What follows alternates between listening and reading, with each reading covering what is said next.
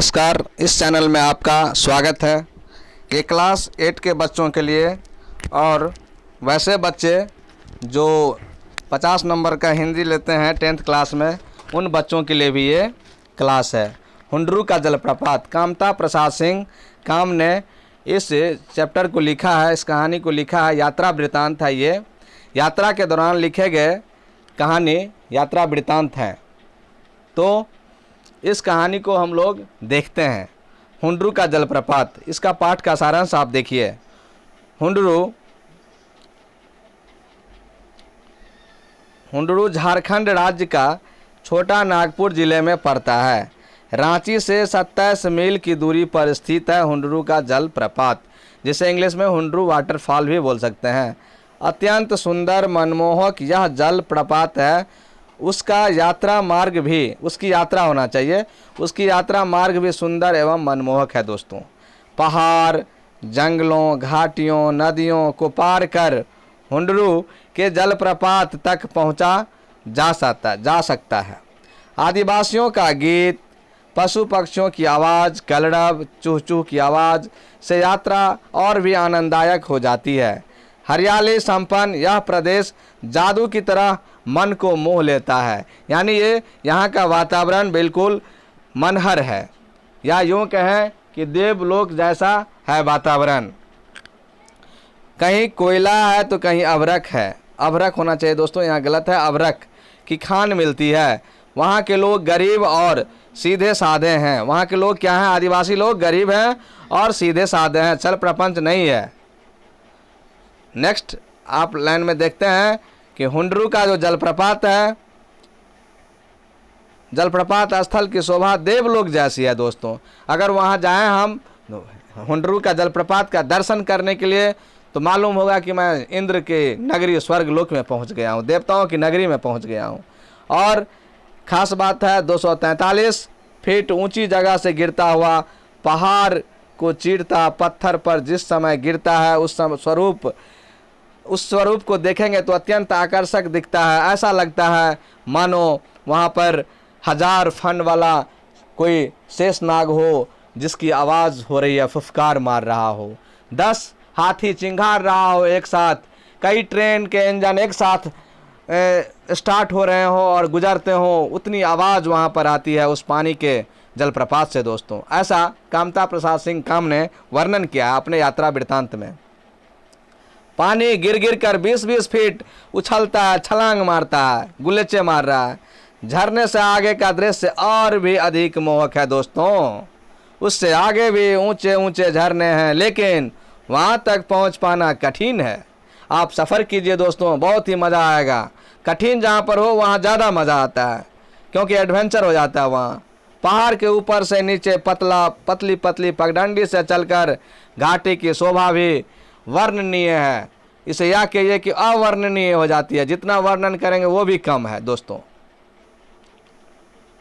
और आगे देखते हैं सर्पाकार सर्प के आकार की पतली पतली नदियों के किनारे रंग बिरंगे पत्थर विभिन्न आकार प्रकार में लोगों के लिए नयनाभिराम लगते हैं। उनकी आंखों को बहुत ही सुंदर लगता है। नयनाभिराम यानी आंखों को इतना सुंदर लगना है कि आंख के पलक नहीं झपकेंगे, अब पलक वो देखते रहेंगे जो भी व्यक्ति देखेंगे।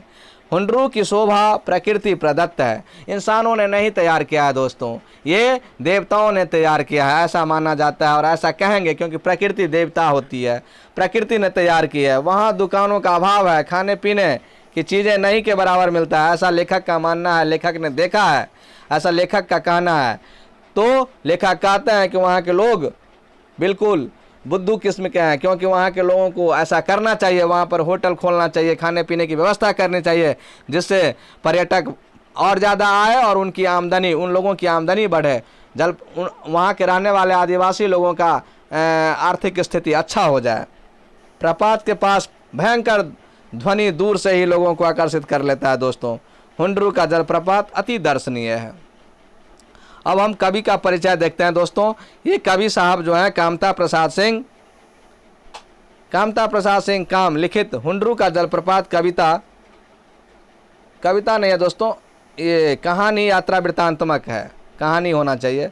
कामता प्रसाद सिंह काम का जन्म 1916 ईस्वी में बिहार के औरंगाबाद जिले में हुआ था। इनका देहावसान 1963 ईस्वी में हुआ दोस्तों। सिंह जी की राजनीतिक अभिरुचि रखने वाले गद्य शिल्पी थे, ये गद्यकार थे, कहानी लिखने वाले लेखन शैली के लेखक थे। उन्होंने झारखंड की सघन यात्रा की थी। छोटा नागपुर के बहुरंगी जीवन से जुड़े उल्लास एवं जटिल समस्याओं की अपनी लेखनी के माध्यम से अभिव्यक्त किया है दोस्तों। इन्होंने अपनी रचना प्रस्तुत किया बहुत सारे, जिसमें मैं छोटा नागपुर में हूँ। छोटा नागपुर इनको बहुत ही ये किया है, घर, गांव एवं देहात, घुमक्कर की डायरी इत्यादि। अब कुछ प्रश्न है दोस्तों। छोटा नागपुर का जो पठार है उसे स्वर्ग का एक टुकड़ा कहा जाता है, कैसे? तो उत्तर देखिए दोस्तों, ये उत्तर है आपका, ये उत्तर है, इस उत्तर को पढ़िए। छोटा नागपुर आकर्षक, मनमोहक, ऐसे नहीं होगा, कलर चेंज करना पड़ेगा दोस्तों, थोड़ा वेट कीजिए, मैं कलर चेंज करके आपको दिखा रहा हूँ। ये उत्तर है आपका। छोटा नागपुर आकर्षक, मनमोहक और आनंददायक स्थान है। वहाँ स्वर्ग की तरह हर तरफ सुंदरता एवं शांति बिखरी पड़ी है। विभिन्न पक्षियों के कलरव, खेतों की हरियाली से यहाँ का वातावरण देवलोक जैसा रोचक बन जाता है। अतः छोटा नागपुर स्वर्ग का एक टुकड़ा है दोस्तों। अब नेक्स्ट प्रश्न चलते हैं दोस्तों। हुंडरू की जलप्रपात की विशेषता लिखो या लिखिए। तो इसके भी आंसर को देखिए बढ़िया से आप। हुंडरू का जलप्रपात स्थल की शोभा देवलोक जैसी है। 243 फीट ऊंची जगह से गिरता यह प्रपात पहाड़ों को चीरता पत्थर पर जिस समय गिरता है उसका स्वरूप अत्यंत आकर्षक दिखता है और पानी गिर गिर कर 20 फीट ऊपर उछलता है। प्रपात से आगे का दृश्य और भी अधिक मोहक है। उससे आगे भी ऊंचे ऊंचे प्रपात हैं, लेकिन वहां तक पहुंचना अत्यंत दुर्लभ है, कठिन है दोस्तों। अब पाठ में एक दृश्य का वर्णन दो तरह से किया गया है दोस्तों। अब उसको देखिए, उसका क्या अर्थ है। हुंडरू का पानी कहीं सांप की तरह चक्कर काटता है, ऐसा है। हुंडरू का पानी कहीं सांप की तरह चक्कर काटता है, तो कहीं हिरन की तरह छलांग भरता है और कहीं बाघ की तरह गरजता हुआ नीचे गिरता है। क्या मतलब है? और दूसरी कथन है, हुंडरू का पानी चक्कर काटकर छलांग भरता हुआ नीचे गिरता है। इसमें से कौन सा वर्णन आपको अच्छा लगता है और क्यों? पहला वाला लेखक ने लिखा है दोस्तों, और ये बहुत ही सौंदर्यपूर्ण तरीके से लिखा गया दोस्तों। अतः उत्तर में ये होना चाहिए कौन सा वर्णन अच्छा है। दोनों कथनों में मुझे प्रथम कथन का तरीका अच्छा लगता है दोस्तों। सही बात है, क्योंकि प्रथम कथन में विशेष विशेषण दोनों का प्रयोग हुआ है। इसमें ज़्यादा विशेषण का प्रयोग दोस्तों नहीं हुआ इस लाइन में, लेकिन इसमें ज़्यादा विशेषण का प्रयोग हुआ, विशेष का भी प्रयोग हुआ है। बाघ, हिरन, सांप, ये सब विशेष हो गया दोस्तों। जबकि दूसरे कथन में विशेषण मात्र का प्रयोग हुआ है। इस प्रकार से प्रथम कथन अलंकार पूर्ण है दोस्तों। आप पॉज करके नोट कर लीजिए। और इसमें उपमा अलंकार का समावेश किया गया, जैसे सांप की तरह चक्कर काटता, हिरन की तरह छलांग भरता नहीं, और हाथी की तरह चिंघारता। ये सब चीज़ जो है ये विशेष अच्छा बना दिया उस सेंटेंस को। नेक्स्ट देखिए, लेखक ने पाठ में किस किंवदंती की याद किया और क्या सलाह दिया है।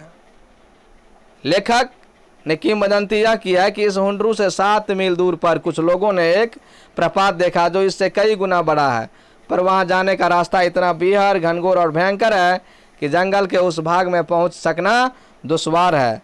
सरकार को चाहिए कि इस बात की सत्यता का पता लगाकर वहां तक यातायात की सुविधा प्रदान कर दे, ताकि वह स्थान भी जनता के सामने आ सके दोस्तों। ये इसे भी पॉज करके नोट कर लीजिए। और अगला क्वेश्चन देखिए, एक और पृथ्वी अपने कोष को उगल रही है, तो वह कोयला बनकर लोगों के घरों में सोना ला रहा है। भाव स्पष्ट करें। भाव यह है इसका दोस्तों कि धरती अपने कोष से कोयला दे रही है, जिसका उपयोग हम ईंधन के रूप में करते हैं, जिससे हमारा भोजन बनता है, रेल इंजन चलता है, बहुत सारे काम, बहुत सारी फैक्ट्रियां चलती है, अर्थात जीवन चलता है। जीवन में ऊर्जा की महत्ता सर्वविदित है। क्योंकि कोयला ऊर्जा उत्पादन करता है। यह ऊर्जा की धरती की कोख से निकली है, वह अपने निवासियों को इतनी देखभाल करता है, ऐसा स्पष्ट है। यानी कि वह लोगों के घरों में सोना ला रहा है कोयला बन करके। छोटा नागपुर के बारे में आप लिखिए, ऐसा है लिखा, क्वेश्चन है दोस्तों, कोई बात नहीं है। छोटा नागपुर रांची से 37 मील दूर है। यहाँ हुंडरू का प्रसिद्ध जलप्रपात है छोटा नागपुर में। यह झारखंड का एक सुंदर मनमोहक स्थल है जो रांची जिले का एक भाग है दोस्तों। नेक्स्ट क्वेश्चन देखिए, इस छोटा नागपुर में कई दर्शनीय झरने हैं। यहाँ लेखक किन झरनों की बात किया है? यहाँ पर लेखक हुंडरू जलप्रपात की बात किया है, हुंडरू के झरने की बात किया दोस्तों, एवं उसके ऊपर के झरनों की बात कर रहे हैं।